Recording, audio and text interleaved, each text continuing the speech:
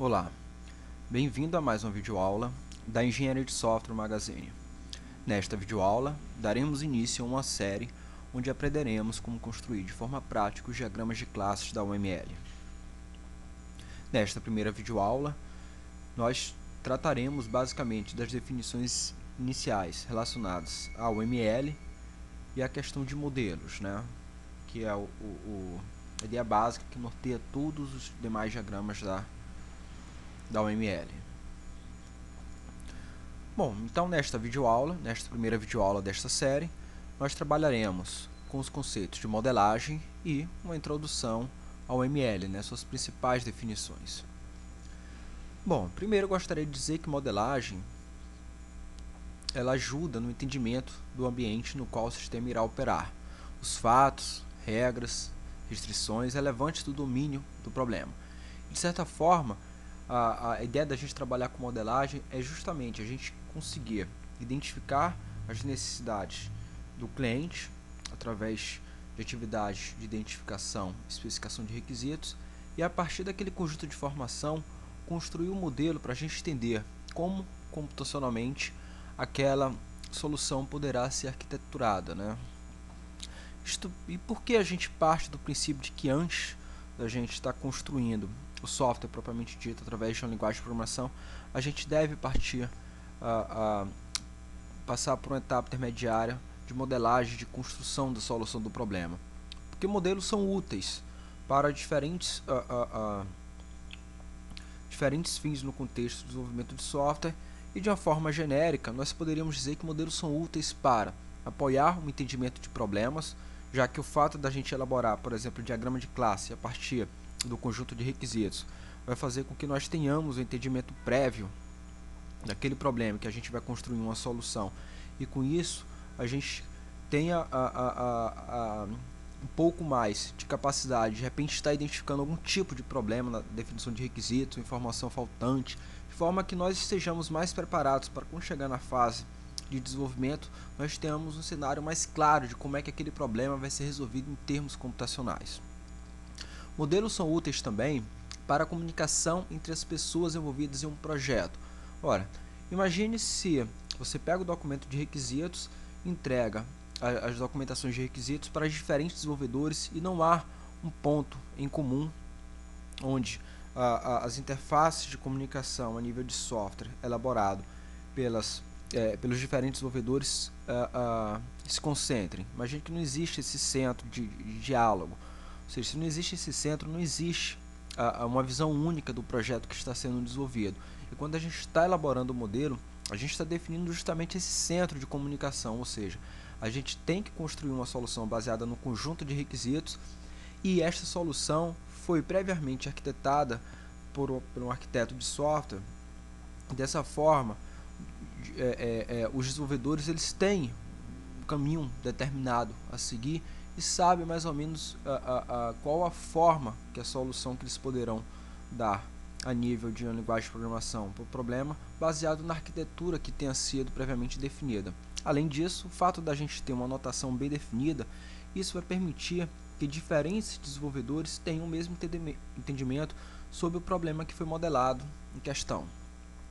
Além disso, modelos são úteis também para promover a melhor compreensão dos requisitos do projeto, uma vez que a partir do momento que a gente pega o documento de requisitos para elaborar os diferentes modelos que vão apoiar a construção futura do software, essa leitura do documento de requisitos ela deve ser mais criteriosa e isso vai envolver, vai fazer com que o arquiteto de software ele tenha um entendimento maior do domínio do problema e isso vai fazer com que o conhecimento a respeito da solução que está sendo proposta para um dado problema, ela seja mais difundida dentro da equipe de desenvolvimento. Desta forma, promovendo a difusão deste conhecimento entre os envolvidos e também, por fim, aqui a gente tem que modelos são úteis para avaliar diferentes soluções através da modelagem da solução. Quando a gente está trabalhando com a tecnologia nova, a gente quer investigar se aquela tecnologia ela permite trabalhar com facilidade com aquele tipo de problema. O fato da gente fazer um estudo de como a arquitetura da aplicação vai estar construída vai nos ajudar a ter esse tipo de feedback. Então, modelos, de forma genérica, eles são úteis para quê? Para a gente lidar com complexidade. A partir do momento que a gente elabora um modelo daquilo que vai ser construído, a gente consegue investigar quais são suas principais características, o que é que de repente impacta mais o projeto, e com base nisso daí a gente consegue se prevenir melhor para possíveis riscos que venham a ocorrer ao longo do projeto de software. Então, modelos são criados basicamente devido à limitação do ser humano em lidar com complexidade. Isto porque é muito complicado, muito difícil, para quem já participou de projetos, você pegar um documento de requisitos muito grande e partir daquele documento de requisitos diretamente para código sem passar por uma etapa intermediária de análise. Esse pulo muito alto da etapa de requisitos para projeto, para codificação, sem passar por etapa intermediária de projeto, pode trazer problemas futuros de desempenho, de má manutenibilidade do projeto, duplicação de código-fonte, dentre outros problemas, né? Então a gente constrói esse modelo na etapa intermediária justamente para ter uma visão um pouco mais organizada do projeto, conseguir distribuir melhor as tarefas. Além do que, a partir do momento que a gente constrói o modelo, a gente começa a dividir o sistema em pedaços mais bem definidos, a gente vai modularizando naturalmente o sistema, de forma que a gente consiga lidar melhor com a complexidade do problema que a gente está lidando. Bom, e aí nesse contexto a gente tem a ideia da UML, né? A UML foi criada através da união de 3 métodos propostos pelo Bush, Jacobson e o Rambo.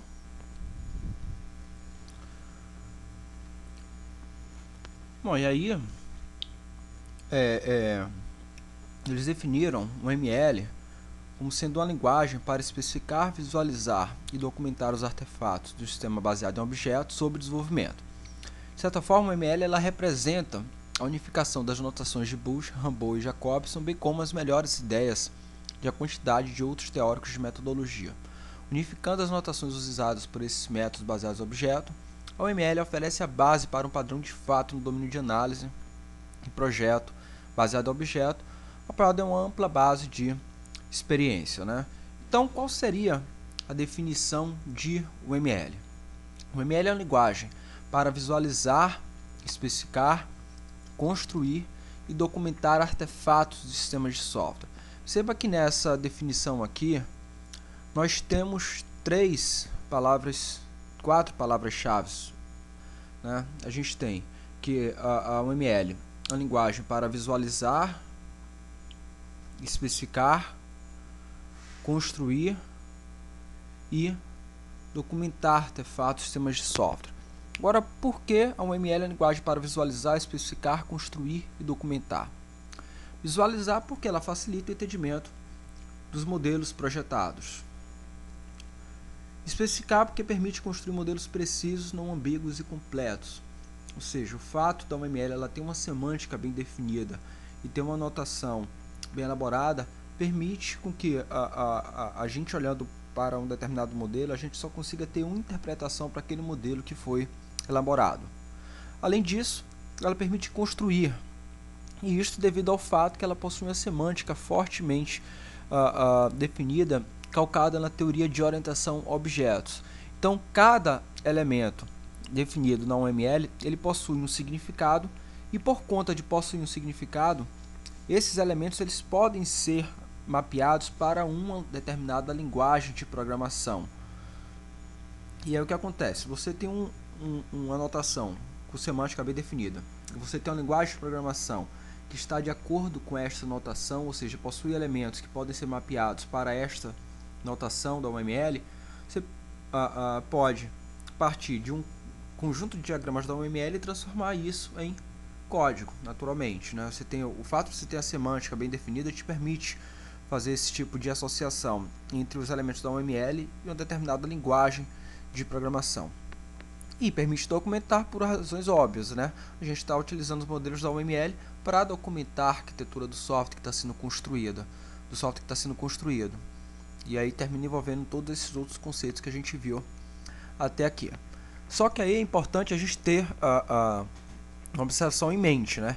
O ML ela é apenas uma abordagem de notação, ou seja, ela só define quais são os elementos que a gente pode estar utilizando para organizar a arquitetura do sistema que a gente está projetando. A OML ela não propõe nem define como organizar as atividades do projeto. Ou seja, a OML ela te dá um conjunto de notações que você pode estar utilizando para elaborar os modelos de teu software. Mas ela não te diz em que ordem está executando as diferentes atividades do teu processo de desenvolvimento, não te diz que técnica ou abordagem seguir para te permitir ter um levantamento de requisitos mais facilitado.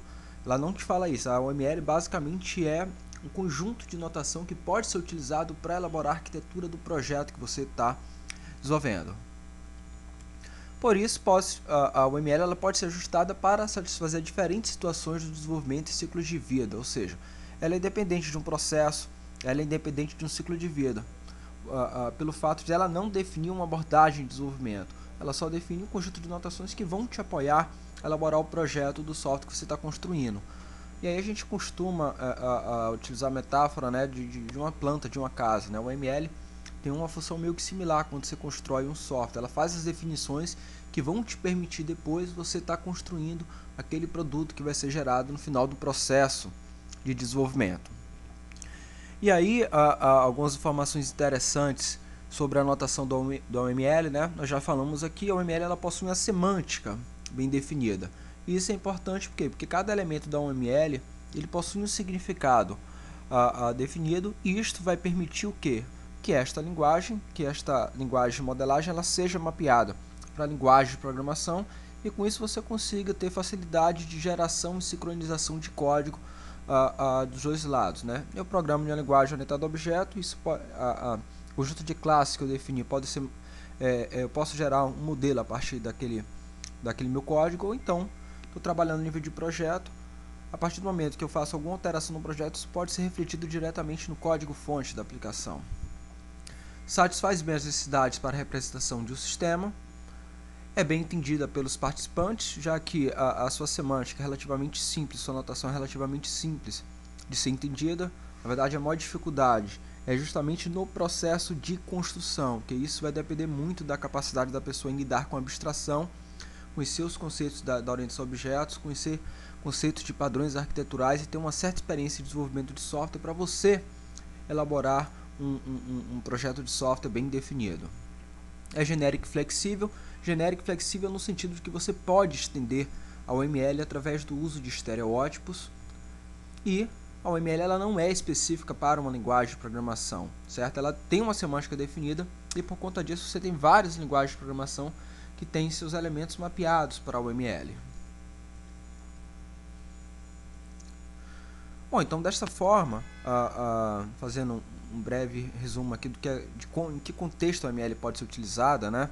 Ela pode ser utilizada, por exemplo, para especificar o escopo do sistema e suas principais funções através do diagrama de casos de uso, ilustrar o comportamento dos casos de uso através de diagramas de iteração, representar estruturas estáticas de um sistema através dos diagramas de classe, modelar o comportamento de objetos através de diagramas de estados, planejar como os comportamentos do sistema estarão distribuídos e estarão implantados através de diagramas de componente e distribuição.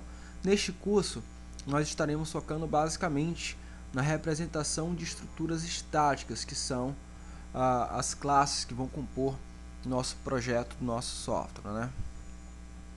Bom, aqui algumas referências que eu estou me baseando para definir esse curso, e nesta aula basicamente o objetivo foi esse, né? Apresentar a importância da gente trabalhar com a ideia de modelos quando a gente constrói software e as definições iniciais sobre a OML. A partir da próxima videoaula, nós daremos início à conceituação e definição dos diferentes elementos que compõem o diagrama de classes da OML, e também veremos como elaborar estes diagramas através de vários estudos de caso. Até a próxima!